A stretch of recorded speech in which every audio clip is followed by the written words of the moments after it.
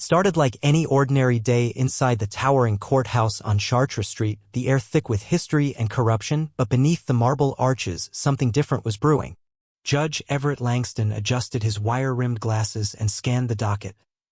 His silver hair slicked back like a king surveying his crumbling kingdom. He ruled with an iron gavel and a poisoned smile. But today he was about to pick a fight with the wrong woman. Danielle Cross stood shackled before him, her brown skin glowing under the harsh fluorescent lights, her dark eyes locked steady on his face.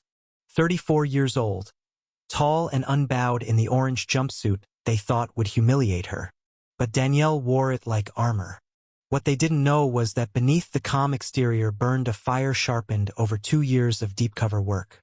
Langston's voice rolled out across the hushed courtroom, dripping with fake civility. Danielle Cross, convicted of aggravated assault. A menace to the good people of our city. He leaned forward, smile widening, dripping venom. 15 years. No parole. Gasps rattled the room. Even the prosecutor shifted uncomfortably. 15 years for a bar fight no one could remember. No weapon, no injury, but none of that mattered to Langston. Danielle's crime wasn't violence. It was defiance. She stood too tall, looked too proud. And that was enough. Inside, Danielle's heart hammered. This was the moment. The fall before the strike. Because Danielle Cross wasn't just another defendant.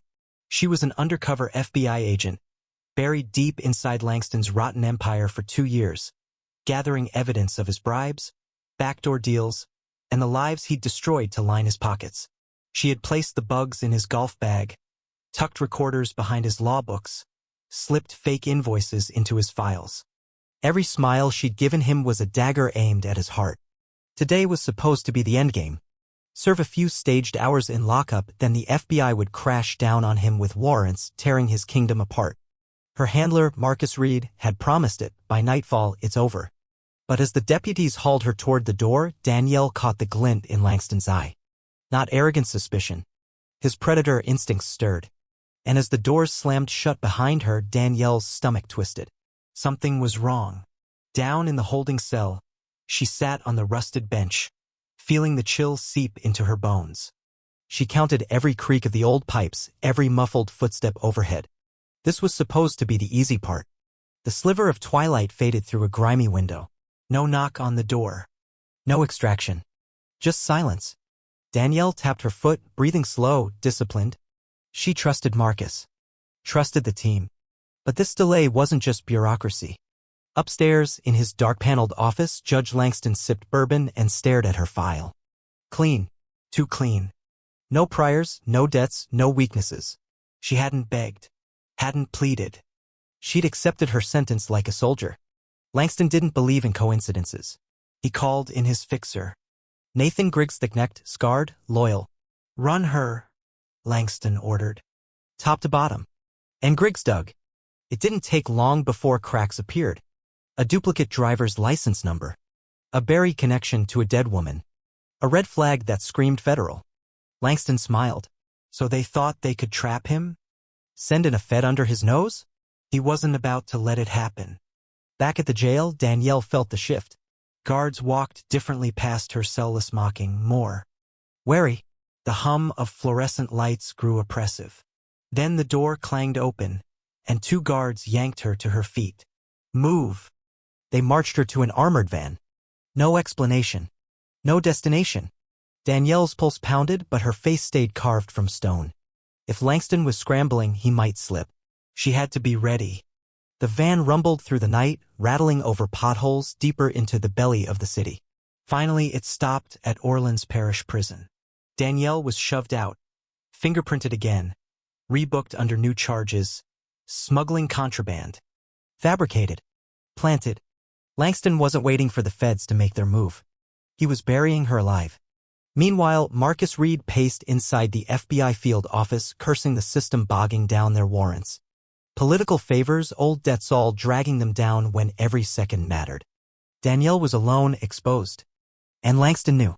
Danielle sat in a windowless solitary cell, the air thick with mildew and despair.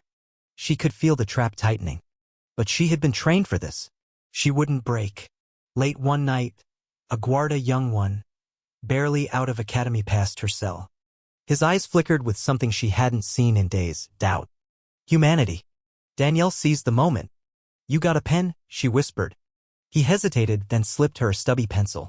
Danielle tore a scrap from her bedsheet, scribbling a coded message. "See. Imminent. Move now. Get this to Marcus Reed. FBI," she ordered. "Tell him it's life or death."